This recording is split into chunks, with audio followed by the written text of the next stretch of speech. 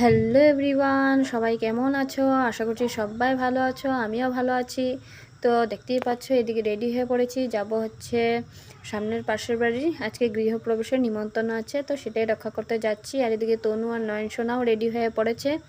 আর এদিকে দেখো তনু আমাকে একটু ভিডিও করে দিচ্ছে, আমার পুরো লুকটাও দেখাবে। তারপর এদিকে তাড়াহুড়ো করে বের হয়ে পড়েছি, সামনেই ছিল, বেশি দূর ছিল না। এদিকে এই জন্য আর কি তনুর পাপা নয়নসোনার আগে চলে এসেছিলাম।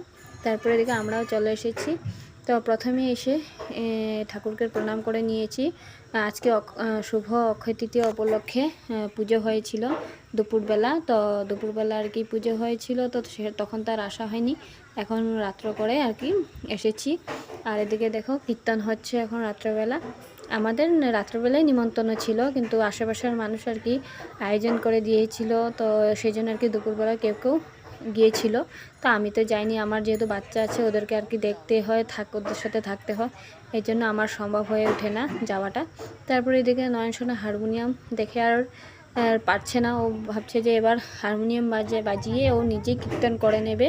তো দেখতেই পাচ্ছ ওর কিন্তু এসব নিয়ে খুব ইন্টারেস্ট। কাসর বলো, কাসর মানে কাঁসাটা যেটা হয় কীর্তন করার সময় যেটা বাজায় সেটা নিয়ে, বা হারমোনিয়াম নিয়ে, তবলা নিয়ে, সেগুলা নিয়ে খুব উৎসুক থাকে ও বাজানোর জন্য। তো তারপর আমি একটু ভিডিও করে নিয়েছি। সবাই, কত মানুষ এসেছে, আমাদের পাড়ার আশেপাশের সব মানুষই এসেছিল, আর সাথে কীর্তন হচ্ছিল, খুব আনন্দ লাগছিল, খুব ভালো লাগছিল। আর তো নতুন ঘর বানিয়েছে, বাড়িটাও খুব সুন্দর হয়েছে।